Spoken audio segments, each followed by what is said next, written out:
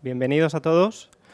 Estoy un poco sorprendido, no esperaba tanta gente. De hecho, estoy un poco acojonado, la verdad. Por dos motivos. Uno, porque sois muchos, y lo segundo, porque hace mucho tiempo que no doy ninguna charla en español. De hecho, creo que fue en septiembre de hace 20 años, me fui de Erasmus y la cosa se complicó. Así que si me engancho un poco, si no me salen las palabras, por favor os pido un poco de paciencia. Aparte de reíros, un poquito de paciencia y dejar que me desenganche. Habéis venido a ver una charla que se llama Herejía, equipos grandes y dinámicos, y vamos a hablar mucho del concepto de Dynamic Reteaming. Mi nombre es Juan Gutiérrez, soy el responsable de ingeniería de una startup estonia que se llama Scoro. Luego, un poquito más adelante, hablaré de ella un poco más para que conozcáis el contexto. Llevo en temas de agilidad pues, desde hace 20 años aproximadamente, y tenéis ahí en LinkedIn mi información, porque creo que lo importante no es mi currículum, sino lo que voy a contar. Y toda esta gente de la foto, que son los que hacen que todo lo que os voy a contar hoy sea realidad y funcione bastante bien en nuestro contexto. Los que lleváis en esto de la agilidad bastante tiempo, sabéis que uno de los valores principales es responder al cambio sobre seguir un plan. Así que lo que vamos a hablar hoy es de adaptabilidad, es de flexibilidad, es de cómo las empresas se adaptan cada vez más rápido a los cambios. Es básicamente qué es ser agile o ser ágil. Pero si lo miramos desde un punto de vista de los equipos, llevamos muchísimo tiempo con la misma idea del equipo ideal. Y esta idea de equipo ideal es bastante estática, si pensáis en ello. ¿Qué es un equipo ideal? Y todo lo sabréis seguramente. Pues es un equipo pequeño, tenemos el concepto de un equipo que se alimenta de 2 pizzas, 7 más menos 2, es de larga duración, es un equipo muy estable, están colocados, trabajan físicamente en el mismo lugar, cross-funcionales, tienen todas las habilidades para alcanzar sus metas y son independientes, o tan independientes como sea posible para minimizar dependencias. Ejemplos que tenemos, seguramente muchos de vosotros trabajáis, si no la mayoría, en equipos que son muy parecidos a estos, o trabajabais, y ya lo veremos ahora más adelante. Si miramos, por ejemplo, a Amazon, que fue, lógicamente, el que introdujo el concepto de equipos de 2 pizzas, hablamos de equipos de 5 a 10 personas. Si miramos Safe, equipos crossfuncionales de 5 a 11 individuos. Scrum Alliance habla de tamaño ideales de 3 a 9 personas, sin incluir el Scrum Master y el Product Owner. O si, por ejemplo, vamos a una de las consultorías que son bastante conocidas en Europa, por lo menos en los países nórdicos, en los bálticos, hablan de equipos ideales de 5 a 7 personas. Pero a mí lo que me da la sensación es que estamos hablando de resolver distintos problemas con la misma herramienta. Y yo me pregunto, ¿es realmente este tipo de equipo el más indicado para todos los contextos? ¿No estamos hablando de un tipo de equipo que ha llegado a ser el status quo y nos hemos encajado ahí? ¿No hay ninguna otra mejor manera para determinados contextos?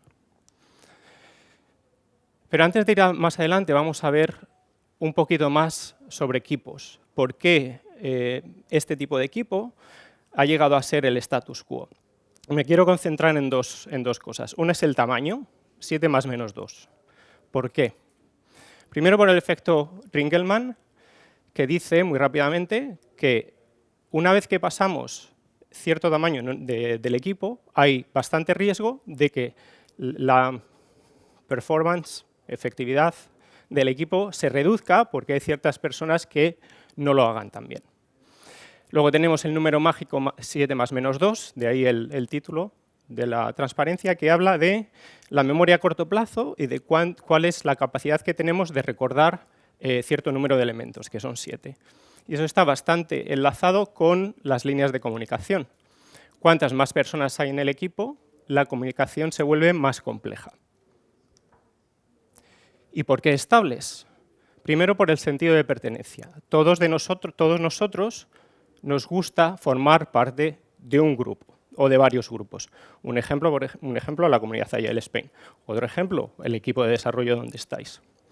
Necesitamos ese sentido de pertenencia.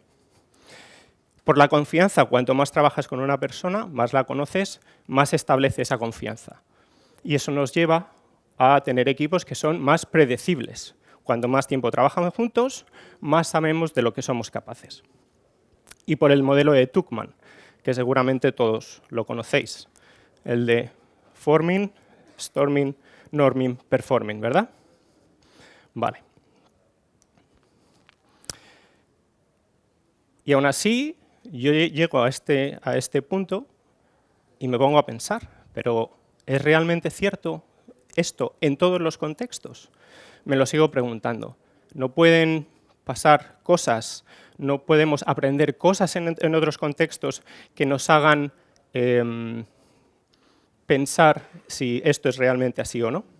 Porque pueden pasar cosas como COVID, ¿no? Os estabais riendo cuando decía equipos colocados, claro. Pero esto era el pan nuestro de cada día, ¿no? Hace 3 años teníamos que trabajar en la oficina todos juntos porque el mejor equipo era un equipo colocado. Llegó COVID y COVID nos enseñó de que pues, los equipos remotos tampoco están tan mal. No funcionan tan mal como pensábamos, ¿verdad? O si empezamos a indagar un poco más, llegamos a artículos donde nos dicen que a lo mejor Tuckman podría estar equivocado. Y cuando hablamos de las fases de un equipo no es algo lineal, sino que es algo iterativo. Y el concepto de equipo estable ya no tiene tanto sentido, por lo menos no es una de las razones poderosas para tener un equipo estable.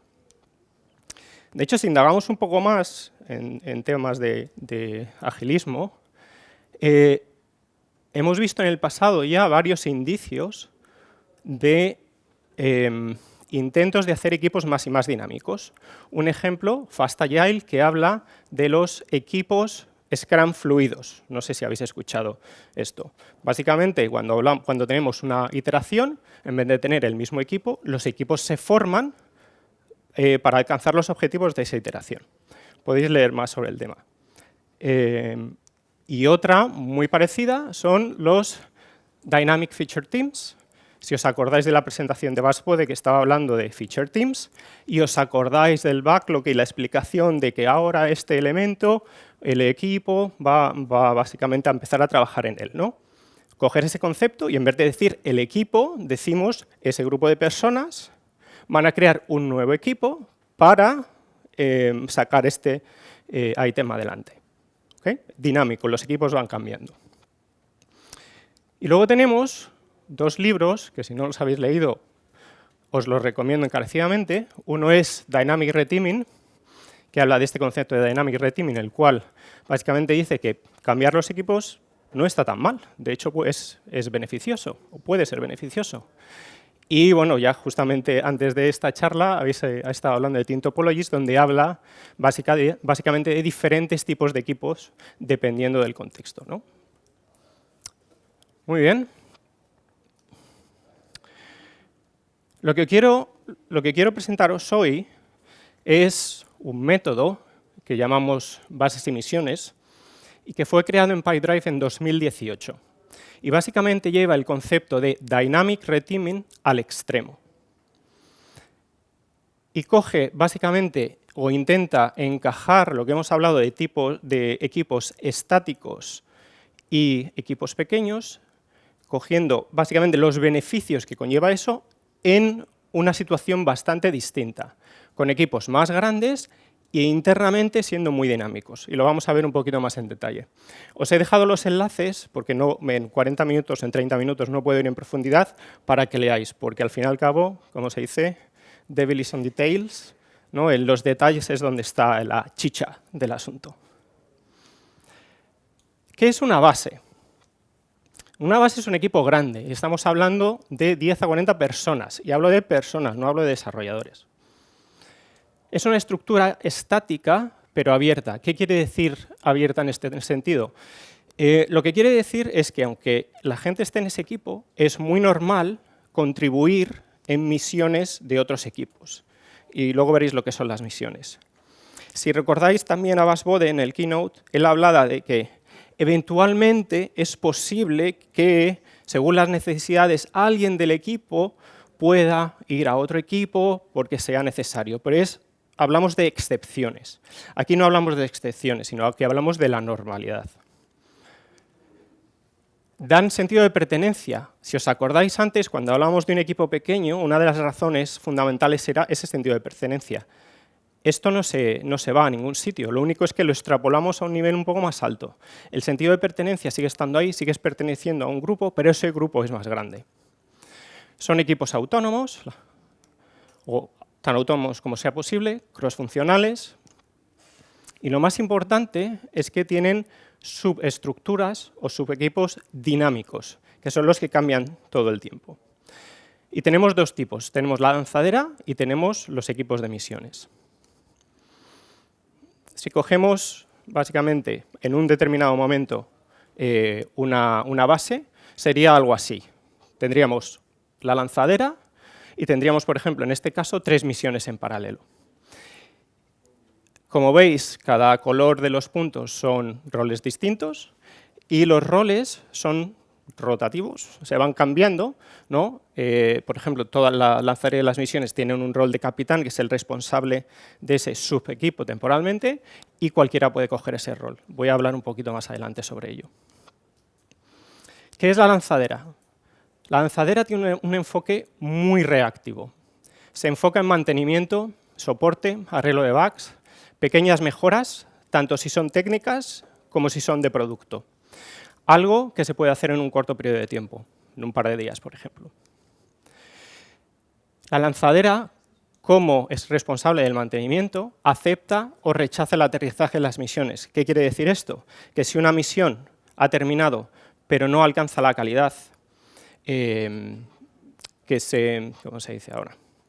La calidad que se agree, ¿cómo es agree? Que se ha acordado, la lanzadera puede decir, lo siento, esta misión no está bien, si no alcanzáis este nivel no podemos hacernos cargo de ellos, es una responsabilidad de ellos. Y tienen un capitán, que es el responsable de la lanzadera, y es un rol, como he dicho, rotativo, cambia entre 3 y 9, 12 meses. En Escoro, por ejemplo, cambiamos o tenemos puesto el límite a 12 meses. ¿Por qué es más a largo plazo? Porque cuando tomas un rol de responsabilidad, uno de los objetivos que tienes como capitán es que este equipo trabaje mejor. Y hay ciertos cambios que puedes hacer que no van a dar su fruto en 2 o 3 semanas. Por eso es un rol que tiene una temporalidad un poco más alta. Y cualquiera puede optar a tomar este rol. Como he dicho antes, es rotativo. Incluso desarrolladores junior. No tiene nada que ver con la senioridad en este sentido. ¿Qué son las misiones? Las misiones tienen un objetivo o un problema muy concreto a resolver. Tienen métricas para definir su éxito. Cualquiera que está en la misión está enfocado 100% a esta misión. Es decir, si tú eres un desarrollador y trabajas en una misión, no vas a hacer mantenimiento, no vas a ir a corregir un bug. Estás enfocado en la misión todo el tiempo para sacar esa misión lo antes posible con la mejor calidad. Están limitadas en el tiempo, de una semana a X número de semanas o de meses. En Pipedrive, por ejemplo, eran 3 meses, en Escoro lo hemos definido a 2 meses. Es un equipo abierto y es un equipo definido según la misión. Las misiones tienen distintos objetivos, las misiones resuelven distintos problemas. Los equipos se tienen que adaptar al problema que vamos a resolver. Podemos tener una misión que está muy enfocada al frontend, por ejemplo, donde 2 frontends y un QA es suficiente. Sin embargo, tenemos otra misión mucho más compleja, donde tenemos backend y frontend, y a lo mejor tenemos un equipo de 5 personas, ¿no? 3 full stack, un frontend y un backend, por ejemplo, ¿no? Entonces, los equipos se crean según la misión, según las necesidades.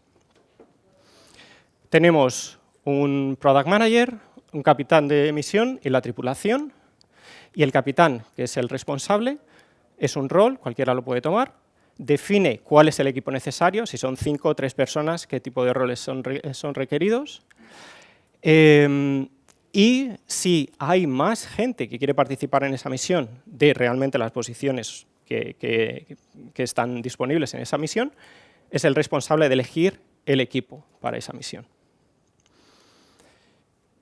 Ahora diréis, vale, ¿y cómo se entera la gente de las misiones? ¿No? Porque si lo que queremos es dar la libertad a la gente de que venga a esta misión y elijan las misiones donde quieren trabajar, ¿cómo se enteran?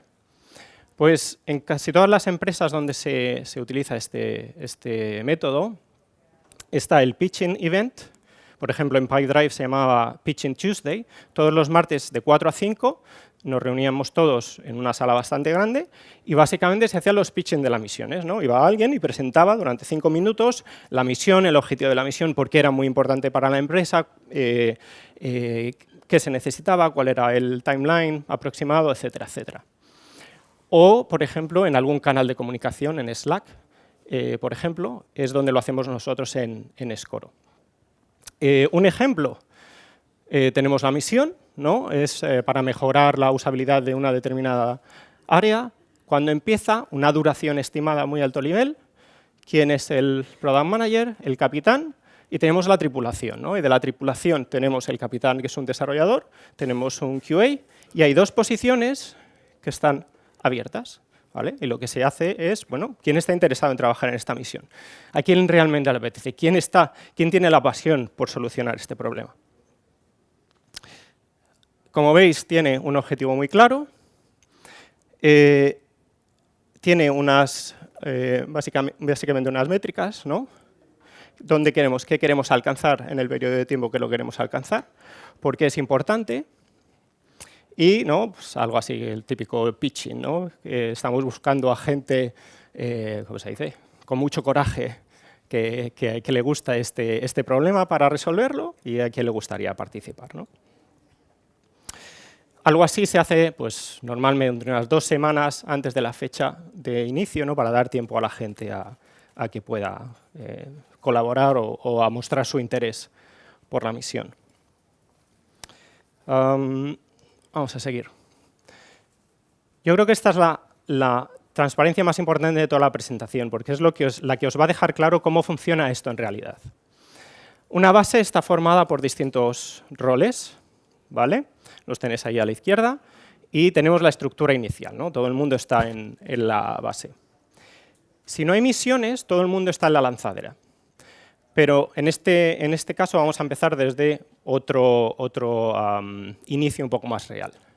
¿Cuál es el punto de inicio? Tenemos una lanzadera con 4 desarrolladores, hay un QA y un Automation QA, y hay 2 misiones en paralelo, ¿vale? Y las misiones, como veis, son distintas. Hay distintos números, hay distintos roles, aunque el número de personas sean las mismas.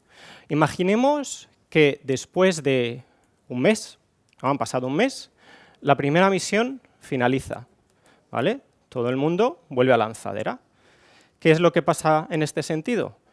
Que todo lo que se ha hecho en esta misión se comparte con la gente de la lanzadera, ¿no? Es toda la información, el conocimiento se comparte, porque es un sistema muy dinámico. La lanzadera va a cambiar, y sabemos que va a cambiar en un mes o en unas semanas. Sin embargo, tienen que hacer el mantenimiento de esa misión en el futuro, ¿verdad? Esta gente de aquí conoce la misión, conoce esa parte muy bien porque ha trabajado en ello, pero los demás no tanto, ¿no? Entonces se hace el landing, se hace una revisión de código, se hace una demo, se hace pair programming, por ejemplo, para trabajar en unas pequeñas mejoras o en el arreglo de bugs, etcétera, etcétera, ¿no? Se asegura que esa información, ese conocimiento se comparte. Imaginemos que después de 2 semanas hay otra misión y esta misión es más pequeña. Y hay gente de la misión anterior que se une a ella y hay gente que antes estaba en la lanzadera que se une a ella, ¿vale? Y seguimos adelante y después de, no sé, 1 mes y medio, de hecho, hay otra misión. Esta es una misión muy pequeña, una misión puramente técnica, y tenemos una persona que viene de la lanzadera, pero no sé si os habéis dado cuenta que hay otra persona que viene de fuera, que viene de otra base, porque simplemente está interesado en trabajar en esa misión en concreto. Como veis, es un sistema muy dinámico y es un sistema que cambia muchísimo. cambia muy rápidamente. Entonces, la estructura de la base, como hemos dicho, tienes un sentido de pertenencia, ¿no? La base tiene un dominio, normalmente son stream aligned, como hemos visto antes, pero es muy dinámica en su modo de funcionar. Y es como si, básicamente, cogiéramos las dos cosas, ¿no? El sistema estático a alto nivel y, básicamente, la forma de trabajar muy dinámica para adaptarse a las necesidades. ¿Cuáles son los principios detrás de esto? Lo primero, la adaptabilidad. Es muy flexible. No hay marcos de trabajos preestablecidos. ¿Qué quiere decir esto? Que una misión puede trabajar con Scrum y otra misión puede trabajar con Kanban, por ejemplo. Se elige el framework dependiendo de las necesidades también. Los equipos, como he dicho anteriormente, son completamente acordes a las necesidades del problema y hay roles temporales en lugar de posiciones. Asegurar el foco, muy importante, por eso tenemos las misiones, que garantizan que la gente en la misión está enfocada completamente.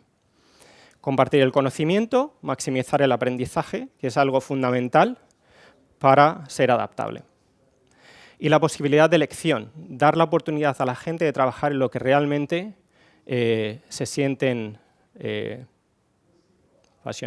apasionados. Es muy común, por ejemplo, que alguien quiera trabajar en un área específica porque le gusta o porque van a usar una tecnología que quieren aprender, etcétera, etcétera. Y esto no es algo de lo que estoy hablando que es teórico. Hay varias empresas haciendo esto ya y funcionan bastante bien. La primera, PyDrive, que es la que inició, la que inventó este método cogiendo ideas de muchos sitios, como digo, lleva trabajando con misiones desde el año 2018. Yo trabajé con ellos 3 años. Y, de hecho, es un método bastante conocido en Estonia y bastante conocido en la República Checa. Tenemos Atacama, que es otra compañía, es un unicornio checo que trabaja con este método. De hecho, ellos lo han llamado Space App, ¿no? Muy enfocado al tema de misiones, de espacio y tal. De hecho, lo está muy bien hecho, muy bien escrito y una documentación muy buena. Y os animo a que le echéis un vistazo. Tenemos Fintual, por ejemplo, que es una empresa chilena, si no recuerdo mal, que empezaron con esto ahora unos 6 meses. Zenbase, que es otra empresa checa, una startup. Demodesk, una empresa alemana. De hecho, es una empresa que trabaja en remoto totalmente. Y nosotros, hay más. Y nosotros, Scoro, que trabajamos con este método desde hace 1 año y medio aproximadamente. Lo que tienen en común todas estas empresas es que las prioridades cambian bastante rápidamente. ¿Funcionaría esto? ¿Funciona este método en todos los contextos? No. De hecho, Manuel Pais ha dicho antes, si oís que un método sirve para todos los contextos, me lo pensaría 2 veces. Os digo exactamente lo mismo. Hay que usar los métodos o hay que usar los frameworks según encajan en vuestro contexto. Este en particular, para prioridades cambiantes, para startups donde tienen que moverse, ¿no? O se tienen que adaptar muy rápidamente a los cambios de la industria, incluso cambiar o pivotar según lo que hacen, funciona muy bien. Para que entendáis un poco más el contexto sobre Scoro, ¿no? Y entendáis por qué nosotros hemos decidido trabajar de esta manera. En Scoro somos 170 personas, tenemos miles de clientes en todo el mundo y es una empresa que tiene 8 años. Somos una SaaS, vendemos a otras empresas, software como servicio, y nos enfocamos en work y time management. Trabajamos 4 días a la semana, 32 horas a la semana, 4 días de verdad. Todos los viernes son días libres para casi todos, y por ejemplo, soporte, ¿no? Tenemos clientes que trabajan los viernes también. Y soporte, por ejemplo, trabaja los viernes. Si hay alguien que no trabaja el viernes, que trabaja el viernes, va a tener el lunes libre. Es decir, todo el mundo en la empresa tiene fines de semana de 3 días. ¿Y por qué quería enseñaros esto? No porque somos muy cool, sino porque trabajar 4 días requiere mucho más foco y las misiones nos ayudan muchísimo con ese foco. A muy alto nivel, os quería enseñar cómo es Scoro. No sé si estáis familiarizados con Anfix. Tuve una presentación allí hace un mes y básicamente dibujé la empresa aproximadamente como es, siguiendo Anfix. Lo más importante aquí, lo que me gustaría básicamente resaltar, es estas dos cosas, que son dos bases. Phoenix, que digamos que se enfoca como Stream Align en el Core Product, es una base de 15 personas. Y Ecosystem es una base de 13 personas. Como veis, trabajan con misiones, tienen Launchpad, misiones que cambian, todo lo que os he explicado. Sin embargo, también tenemos dos equipos aquí más pequeños, que son equipos muy enfocados y son más equipos de larga duración, son equipos más tradicionales. El equipo de plataforma y el equipo de conversion, que es un equipo cuyo objetivo es maximizar el número de trialists, de gente que está probando el producto y que pasen a ser clientes de verdad, ¿no? Entonces es un equipo muy reactivo. Estos dos equipos usan Kanban, no usan misiones en sí. Sin embargo, pueden colaborar en las misiones. ¿Qué quiere decir esto? Que si hay alguien de estos dos equipos que quiere contribuir en una misión, por ejemplo, en esta de aquí, como un ejemplo, sin ningún problema lo puede hacer, ¿vale? No trabajan con el método de misiones, pero contribuyen a ese método. ¿Cuánto tiempo tenemos? Vale. ¿Qué hemos aprendido o qué he aprendido en estos 5 años ya que llevo trabajando de esta manera en distintas empresas? A los desarrolladores, a los PMs también, les encantan las misiones. ¿Por qué? Por el foco, porque pueden estar enfocados en algo un mes, 2 meses, 2 semanas, sin hacer mantenimiento, y por la posibilidad de elección, porque pueden elegir dónde trabajar, porque pueden elegir dónde poner toda su energía. Por los roles dinámicos, también es algo que al principio a los desarrolladores, como un ejemplo, les chocó un poco, y sin embargo, una vez que lo hicieron o que empezaron con ello, les gustó mucho. ¿Por qué? Porque pueden probar de una manera, o pueden probar en un ambiente muy seguro cómo trabajar de una manera distinta, cómo tomar distintas responsabilidades. Pueden aprender distintas habilidades, a lo mejor más en el tema de leadership, con estos roles, que de otra manera no podrían. Pueden probar de una manera muy segura si les gusta hacer eso o, bueno, no, a mí lo que me gusta es el tema técnico y yo no quiero ser el responsable de una misión, sinceramente. Pero hasta que no lo hacen, no lo saben. Y tener esa posibilidad en un ambiente muy seguro es algo que les gusta mucho. Desde un punto de vista de la empresa, las prioridades. Nos podemos adaptar, o con este sistema te puedes adaptar muy fácilmente a cualquier cambio de prioridad. Si el mercado cambia, y básicamente os he enseñado antes, ¿no? Teníamos Phoenix, Core Product y Ecosystem, y por alguna razón nos tenemos que enfocar durante los 3 meses en un área determinada, lo único que hay que hacer es diseñar o sacar más misiones sobre ese área, nada más. No tienes que cambiar los equipos, no tienes que hacer nada. El sistema ya soporta ese cambio de prioridades de por sí. El sistema soporta que estos cambios es algo normal, no es una excepción. Y eso es un cambio de mentalidad completamente en la forma de trabajar. Justamente lo que he dicho, la cultura del cambio. En vez de movernos en un área donde el cambio es algo excepcional, es algo que no queremos, vivimos en un contexto donde es lo normal. Sabemos que vamos a cambiar la semana que viene, mañana y el mes siguiente. Es así, es como trabajamos, ya está. Y como es lo normal, es lo normal. Es que no hay nada más. Sin embargo, sí que requiere un esfuerzo extra en coordinación y en planes. ¿Por qué? Porque todo es súper dinámico. Como todo es súper dinámico, no puedes pensar, bueno, es que dentro de 3 meses voy a empezar esta misión. Puedes o puedes que no. Vamos a ver cómo van las cosas.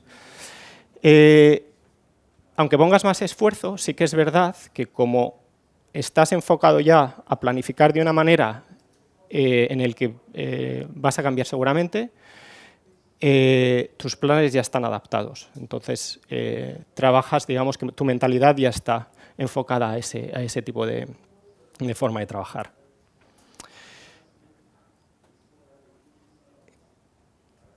Antes os estaba hablando de la comunidad, ¿no? De Ágil, cómo empezamos, de responder al cambio y todo eso, ¿no? Y me gustaría acabar diciéndoos que hemos hablado del status quo, ¿no? De trabajar con equipos que eran de una manera durante muchísimos años y pensar que esa era la manera. Yo creo que la comunidad ágil siempre ha sido un poco reformista, ¿no? Siempre estaba en queremos mejorar las cosas, esta no es la mejor manera, o hay mejores maneras de trabajar. Y por algún sentido, en algún punto, creo que nos hemos estancado un poco. Entonces, lo que me gustaría deciros, o mi mensaje final, es que penséis más allá, que sigáis pensando de que aunque hayamos utilizado algo durante mucho tiempo, quizá hay mejores maneras que hacer. Por lo tanto, me gustaría que siguierais siendo innovadores y que siempre busquéis una manera distinta y mejor de trabajar. Si tenéis esa mentalidad, siempre alcanzaremos algo mejor. ¿Preguntas? No tengo nada más.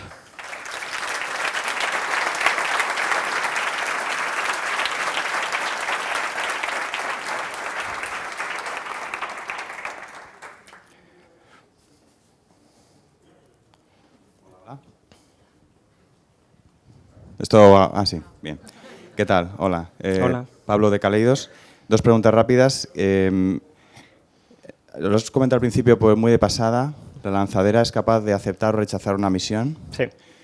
¿Qué pasa con el desperdicio que puede ocasionar rechazar una misión y que todo el equipo quede bloqueado en la misión?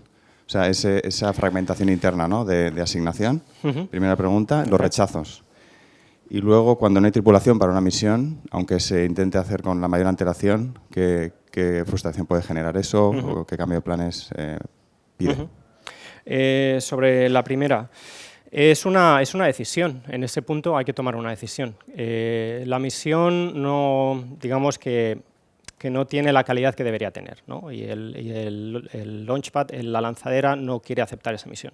Bueno, hay 2 opciones. Podemos seguir trabajando unos días más, una semana más, hasta que alcancemos esa calidad, o simplemente decir, bueno, hemos perdido ¿cuánto? Una semana, un mes y medio, pero es un mes y medio. A lo mejor seguimos, vamos a estar un mes y medio más. A lo mejor no es beneficioso, no vamos a obtener el ROI que queríamos y simplemente lo olvidamos. Rechazar una misión es bastante, o sea, no es muy común, la verdad. ¿Por qué? Porque se pone mucho hincapié en la calidad. Sí que ha pasado alguna vez, pero como digo, ha sido más excepcional. Y el caso más normal es que se usen 2, 3 días o una semana, ¿no? Lo que haga falta. Lógicamente se mira cuánto tiempo va a ser aproximadamente y normalmente se corrigen esos, o sea, la misión se extiende y se corrigen esos errores hasta que se alcance la calidad requerida. Esa es la pregunta número 1. ¿Y la pregunta número 2? Cuando no hay tripulación para una misión. Vale, sabía que me ibas a preguntar eso.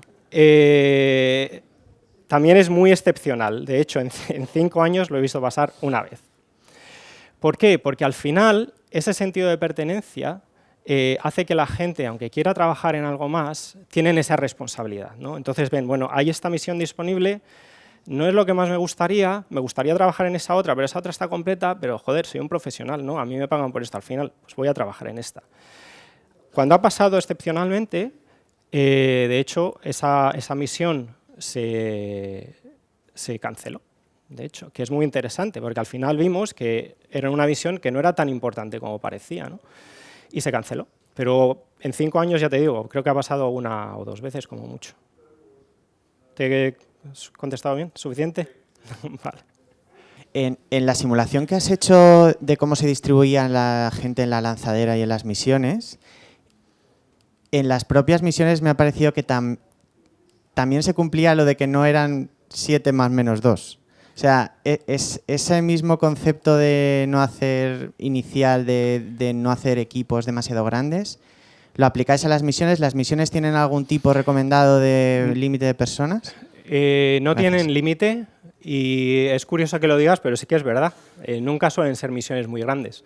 El único límite que tenemos es intentamos no tener misiones de una persona.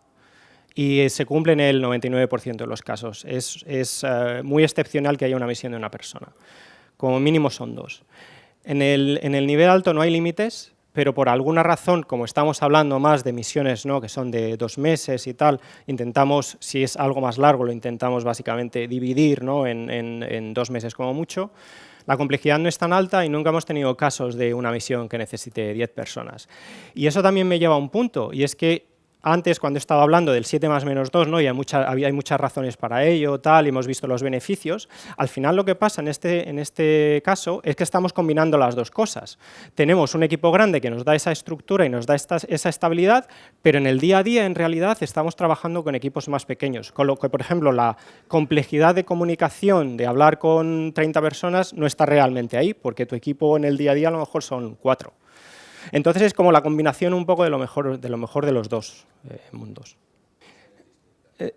Es que repetir los mismos grupos no tiene por qué ser una condición, de hecho nunca es una condición. Si tú lo que me estás diciendo es, tenemos una secuencia de misiones, ¿no? Estamos hablando más supongo, de una épica, ¿no?, y esa épica tiene 3 misiones, que están todas en el mismo contexto. Tú lo que dices es, bueno, como estamos en el mismo contexto y son 3 misiones, tiene sentido de que la primera misión, la segunda misión y la tercera misión tengan el mismo equipo, ¿no? ¿Es eso lo que me estás diciendo?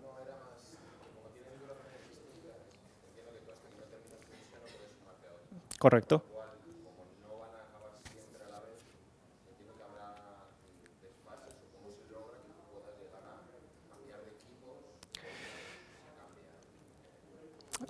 Hay bastantes maneras de hacerlo. Lo primero es que si tú quieres empezar una misión y esa misión empieza una semana antes que la tuya acabe, bueno, no vas a ir a esa misión. Va a haber otra gente que irá a esa misión en lugar de ti, seguramente, ¿no?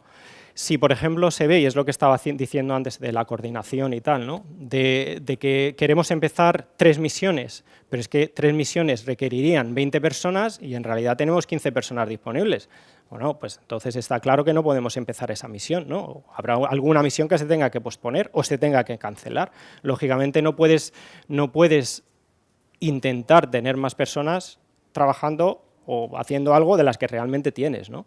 Y ahí venía lo que decía antes del esfuerzo extra en coordinación, porque todas estas cosas las tienes que tener en cuenta. No es ya, vale, quiero empezar esta misión mañana. Bueno, puedes empezar mañana, pero es que ahí tienes tienes la lanzadera con 3 personas, no puedes dejar la lanzadera vacía. ¿Quién se va a hacer cargo de los errores y el mantenimiento? No puedes empezar una misión.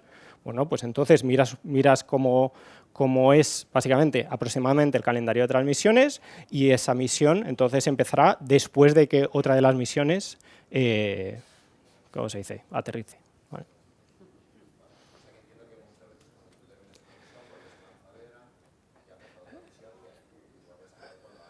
Eso es, sí. De hecho, algo que es muy, muy típico, porque sí que puede pasar de que tú, por ejemplo, termines la misión, digamos, el jueves, ¿vale? Y el lunes empiece otra misión en la que estás interesado.